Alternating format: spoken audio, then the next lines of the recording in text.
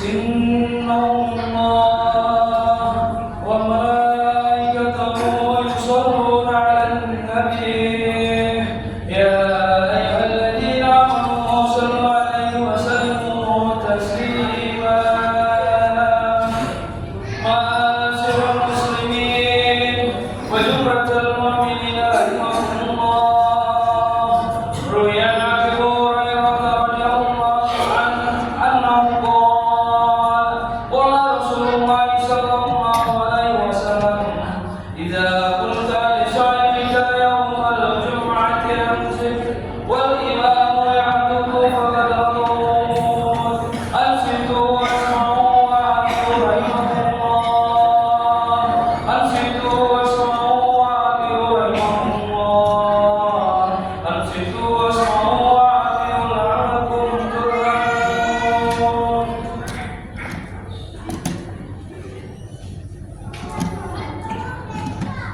اللهم صل على محمد اللهم صل على سيدنا محمد اللهم صل وسلم على سيدنا محمد وعلى آل سيدنا محمد.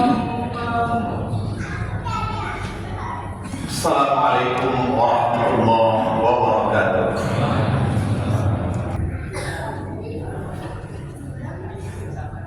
Alhamdulillah, innal hamdalillah nahmaduhu wa nasta'inuhu wa nastaghfiruh wa na'udzu billahi min shururi anfusina wa min sayyiati a'malina. May yahdihillahu fahuwal muhtadi wa may yudlil fala hadiya lahu.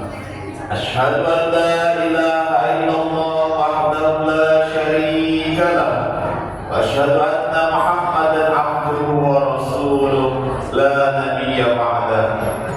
Amma ba'du.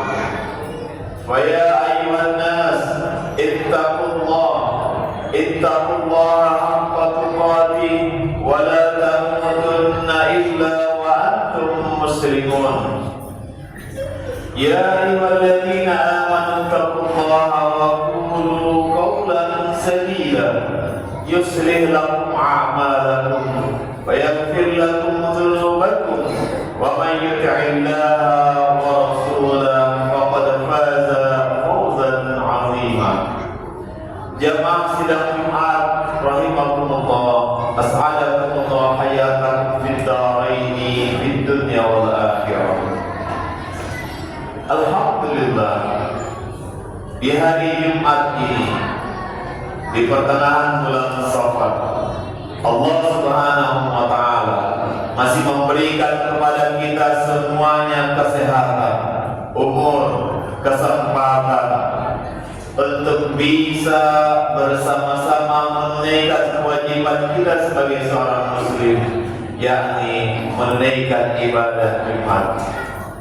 Mudah-mudahan dari waktu ke waktu, dari Jumat ke Jumat, amal ibadah kita semakin baik dan semakin meningkat. Khatib berwasiat kepada diri khatib dan kepada seluruh jamaah untuk bersama-sama meningkatkan ketakwaan kita kepada Allah Subhanahu wa Ta'ala dengan menjalankan seluruh perintah Allah dan Rasul-Nya serta menjauhi yang dilarang oleh Allah dan Rasul-Nya. Wasiat takwa ini, pesan takwa ini bagian dari rukun khutbah Jumat. Begitu pentingnya untuk berwasiat dalam ketakwaan kepada Allah Subhanahu wa Ta'ala.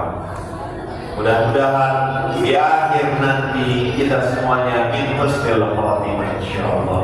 Dan Allah jadikan kita semuanya, keluarga kita, anak keturunan kita menjadi pemimpin bagi orang-orang yang bertakwa kelak yaumil qiyamah. Rabbana ja'alna muqimas shalah wa min dzurriyyatina rabbana wa taqabbal du'a. Salawat dan taslim senantiasa tersampaikan kehadiran baginda Rasul Muhammad sallallahu alaihi wasallam, nabi akhir zaman. Tidak ada lagi nabi setelah Nabi Muhammad, karena Nabi Muhammad adalah penyempurna risalah ajaran-ajaran sebelumnya. Yakini kaum muslimin, Jikalau besok, lusa, dan seterusnya ada yang mengaku salah Nabi Muhammad, yakini itu adalah dusta. Kaum muslimin rahimahumullah,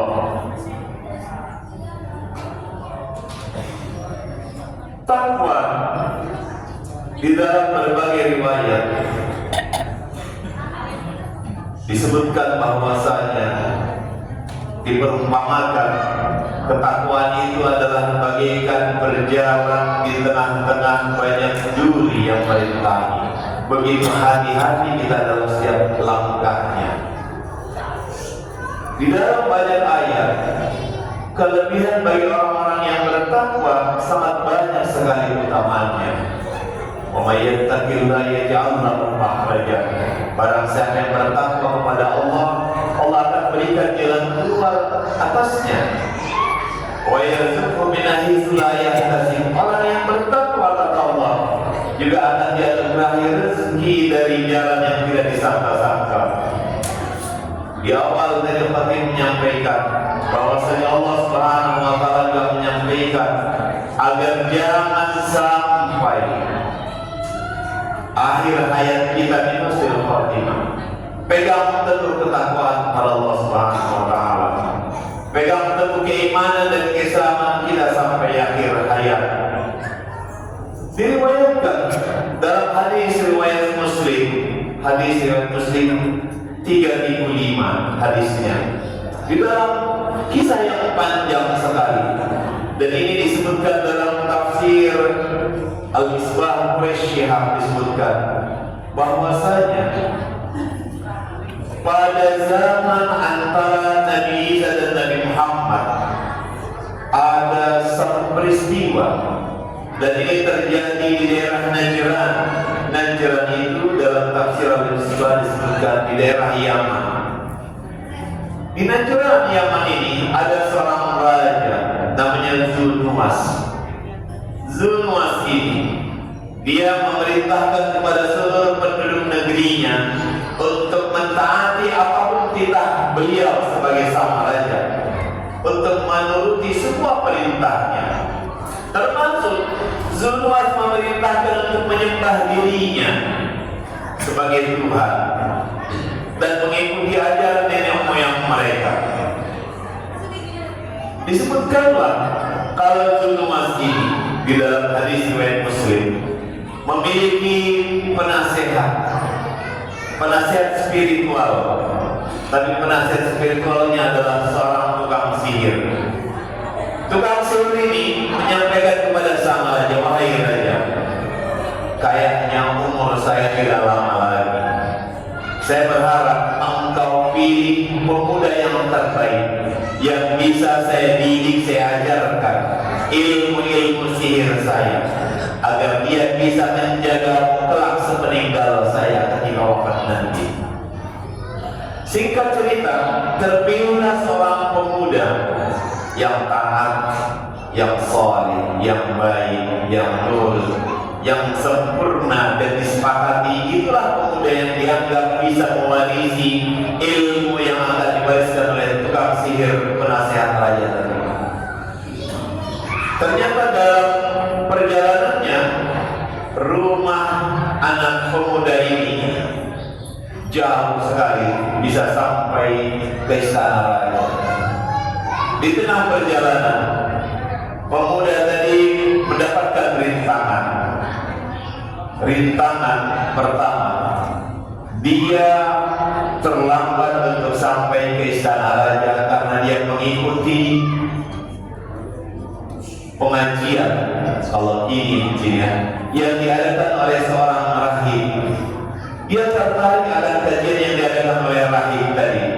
Dia mendengarkan dari awal sampai akhir ajaran-ajaran tauhid, mengesahkan Allah yang disampaikan oleh rahib tadi, pemuka agama tadi. Sampailah dia ke istana raja terlambat. Sang tukang sihir marah, kenapa kau terlambat wahai pemuda? Padahal ini baru pertama sekali akan aku turunkan ilmu kepada kau, sudah terlambat. Kata pemuda tadi, saya terlambat karena di awal sudah diingatkan oleh Rahim tadi, jika engkau terlambat ke istana raja, jangan bilang kalau engkau mendapatkan ilmu berguru kepada tentang ajaran tauhid. Sampaikan saja kalau engkau terlambat karena ada halangan rintangan dari orang tua ketika sebelum berangkat. Itulah yang disampaikan oleh pemuda tadi. Walaupun disampaikan alasan sedemikian rupa, pemuda tadi mendapatkan hukuman dari tukang sihir tadi. Mendapatkan hukuman, tetap diajarkan ajaran dari sang tukang sihir. Di hari kedua juga demikian juga, terlambat lagi pemuda tadi. Dan di tengah perjalanan, ketika menuju istana raja, di tengah jalan melintang binatang yang besar sekali, yang buas, yang tidak bisa dilewati, baik oleh pemuda tadi maupun penduduk negeri yang ingin melewati jalan tersebut. Mengingat yang diajarkan oleh rahib yang saleh tadi, pemuda tadi melemparkan batu. Sebelum dilemparkan batu, dia mohon kepada Allah, Bismillah, dengan nama Allah, ya Allah, dengan batu ini aku akan lemparkan binatang besar tadi, mudah-mudahan bisa pergi meninggalkan jalan yang bisa menghalangi penduduk negeri. Dengan izin Allah, binatang tadi di dalam riwayat dikatakan mati, bahkan ada yang bilang juga pergi, dan sampailah ke istana raja. Ternyata gara-gara pemuda tadi bisa membuat binatang tadi yang besar tadi mati, ternyata tersebar beberapa orang yang melihat peristiwa tersebut. Dan ini tidak disampaikan kepada tukang sihir tadi. Besok harinya datanglah yang melihat peristiwa tersebut memohon kepada pemuda tadi agar disembuhkan penyakit yang dideritanya bertahun-tahun. Yang disampaikan oleh pemuda tadi apa? Untuk mengesahkan Allah Subhanahu wa taala, untuk mentaati perintah Allah Subhanahu wa taala. Akhirnya sembuh juga. Setelah sembuh, semakin tersebar berita tersebut. Sampailah kepada keluarga raja yang sudah mengalami kebutaan sejak bertahun-tahun. Dia minta diantarkan kepada pemuda tadi. Dan dengan izin Allah, pemuda tadi juga menyampaikan, kalau ingin sembuh yang menyembuhkan adalah Allah Subhanahu wa taala. Dan engkau mesti meyakini Allah Subhanahu wa taala adalah Tuhan Esa yang disembah. Dengan izin Allah sembuh juga keluarga dari raja tadi. Ketika sampai di kerajaan, raja heran, kenapa kau bisa sembuh? Disampaikan yang menyembuhkanmu adalah Allah Subhanahu wa taala. Raja marah dan murka, karena menurut raja yang menyembuhkan adalah dia, tukang sihirnya. Setelah diinterogasi, akhirnya disebutkanlah bahwasanya yang menyembuhkan adalah tukang sekali, adalah seorang rahib melalui seorang pemuda. Rahib tadi pun dipanggil ke istana raja. Raja menyampaikan, wahai rahib, bukankah kau mengetahui bahwasanya aku adalah Tuhan yang disembah dan wajib mengikuti ajaran nenek moyang? Dua pilihan, kalau ingin selamat kembali ke ajaran nenek moyang, kalau tidak kau akan digergaji, kepala akan digergaji, terbagi menjadi dua. Rahib yang taat kepada Allah, yang bertakwa kepada Allah, memilih pilihan yang kedua, tidak meninggalkan imannya, tidak meninggalkan keislamannya. Akhirnya apa yang terjadi? Rahim tadi yang saleh tadi pun digergaji di hadapan raja, terbelah dua. Setelah itu, seorang pemuda tadi yang mendampingi diberikan pilihan, mau mati mengenaskan seperti rahim tadi atau kembali ke ajaran nenek moyang. Pemuda tadi menyatakan keimanan dan ketakwaannya kepada Allah Subhanahu wa taala. Akhirnya raja memerintahkan kepada bala tentaranya untuk membawa pemuda tadi ke gunung yang tinggi, agar sampai di gunung pemuda tadi dibuang ke jurang yang paling dalam. Apa yang terjadi? Sampai di puncak gunung tertinggi, dengan izin Allah Subhanahu wa taala, pemuda tadi mohon perlindungan kepada Allah, terjadi gempa yang besar. Para bala tentara tadi terjatuh, tergeletak, ada yang pingsan, ada yang mati. Pemuda tadi kembali ke istana raja. Raja pun heran, kenapa kau yang sendiri saja yang kembali, mana bala tentara? Pemuda tadi menyampaikan dengan izin Allah Subhanahu wa Ta'ala. Allah menyampaikan, Allah menyelamatkan. Raja semakin murka. Raja memerintahkan kepada para tentara yang lainnya untuk membawa pemuda tadi ke tengah lautan. Sampai di tengah lautan, dengan izin Allah, pemuda tadi mohon perlindungan kepada Allah. Yang terjadi adalah kapal yang mengiringi, yang ditumpangnya juga terbalik dan semuanya tenggelam. Yang selamat hanya pemuda tadi dan kembali ke istana raja.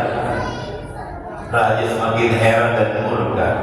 Ada apa gerangan dengan pemuda ini yang sudah disiapkan oleh tukang sihir, bukan taati perintah raja, malah mengajak kepada ajaran tauhid, taat takwa kepada Allah Subhanahu wa Ta'ala. Raja bertanya, apa yang akan aku lakukan supaya engkau bisa aku bunuh? Pemuda tadi menyampaikan, mudah. Syaratnya adalah kumpulkan seluruh penduduk negeri yang ada di sini. Setelah kumpulkan, engkau boleh memanahku. Singkat kita dikumpulkan seluruh penduduk negeri dan siap-siap untuk dipanah pemuda tadi. Sebelum engkau panah, engkau mengucapkan Bismillahirrahmanirrahim. Ucapkanlah dengan nama Allah Tuhan pemuda ini. Dengan izin Allah Subhanahu wa Ta'ala, panah tadi pun diucapkan oleh raja, disaksikan oleh seluruh penduduk negeri bahwasanya dia memanah dengan nama Allah Subhanahu wa Ta'ala, bukan atas nama Raja Junwas atau nenek moyang mereka. Akhirnya wafatlah pemuda tadi dengan izin Allah Subhanahu wa Ta'ala. Apa yang terjadi? Seluruh penduduk negeri yang menyaksikan meyakini bahwasanya ada Allah Subhanahu wa Ta'ala yang bisa mematikan dan izinnya. Akhirnya seluruhnya menyatakan keislamannya kepada Allah Subhanahu wa Ta'ala, menyatakan keimanannya kepada Allah Subhanahu wa Ta'ala. Raja semakin murka. Di tengah kemurkaannya, dia perintahkan seluruh bala tentaranya untuk membuat lubang parit yang dalam dan lebar sekali. Setelah dibuat lubang parit yang lebar dan dalam, semua penduduk negeri diberikan pilihan. Kalau mau selamat, ikuti perintah raja, kembali ke ajaran nenek moyang. Tapi kalau tidak ingin selamat, menyatakan keimanannya, ketakwaannya kepada Allah Subhanahu wa Ta'ala, maka masuk ke dalam parit. Sebahagian besar menyatakan keimanannya kepada Allah dan memasuki parit. Sampai dia orang yang terakhir, ada seorang ibu yang lagi menggendong bayinya. Ibu tadi ragu. Dengan izin Allah Subhanahu wa Ta'ala, bayi tadi bisa berbicara dan menyatakan kepada ibu, wahai ibu, bersabarlah, engkau akan selamat, engkau tidak akan mati terhinakan ketika engkau menyatakan keimanan kepada Allah Subhanahu wa Ta'ala. Atas dasar nasihat bayi yang diboyang tadi, ibu tadi masuk ke dalam parit sebagai orang yang terakhir. Ini dikisahkan dalam surah Al-Buruj, diabadikan oleh Allah dalam Al-Quran. Ashabul Ukhdud, penduduk negeri yang dibakar hidup-hidup di dalam parit. Oleh karena itu kaum muslimin rahimahumullah, ketika Rasul menceritakan peristiwa ini, Rasul melafalkan ta'awud terlebih dahulu. Kenapa Rasul melafalkan ta'awud? Rasul mohon perlindungan kepada Allah agar umat sepeninggal Rasul tidak mendapatkan peristiwa seperti halnya peristiwa yang terjadi dengan ashabul ukhdud tersebut. Oleh karena itu kaum muslimin rahimahumullah, mari kita pegang teguh keimanan kita, ketakwaan kita kepada Allah Subhanahu wa Ta'ala. Anak-anak kita generasi berikutnya kita tanamkan keimanan dan keislaman yang akan mereka pegang teguh sampai akhir hayat. Mudah-mudahan kita semuanya bisa husnul khotimah dan dihimpun bersama baginda Rasul Muhammad sallallahu alaihi wasallam dalam surganya minal muttaqin, dan Allah catatkan kita termasuk menjadi pemimpin bagi orang-orang yang bertakwa kelak di yaumil qiyamah. Barakallahu li wa lakum fil Qur'anil azim wa nafa'ani wa iyyakum bima fihi minal ayati wa dzikril hakim wa taqabbal minni wa minkum tilawatahu innahu huwas samiul alim.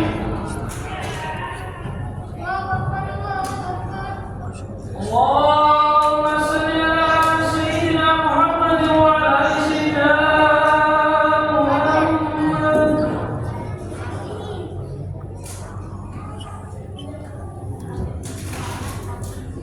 Alhamdulillah, innal hamdalillah nahmaduhu wa nasta'inuhu wa nastaghfiruh wa na'udzu billahi min shururi anfusina wa min sayyiati a'malina. Man yahdihillahu fahuwal muhtadi wa man yudlil fala hadiya lahu. Asyhadu an la ilaha illallah wahdahu la syarika lahu wa asyhadu anna Muhammadan 'abduhu wa rasuluhu la nabiyya ba'dahu. Allahumma salli wa sallim wa barik ala Muhammad wa ala ali Muhammad kama barakta ala Ibrahim wa ala ali Ibrahim fil alamin innaka Hamidum Majid. Allahumma ighfir lil muslimin wal muslimat wal mu'minin wal mu'minat al ahya'i minhum wal amwat innaka sami'un qaribun mujibud da'wat wa ya qadiyal hajat. Allahumma ansur muslimin fi Palestin, Allahumma ansur muslimin fi kulli makan, Allahumma ansur muslimin fi kulli buldan.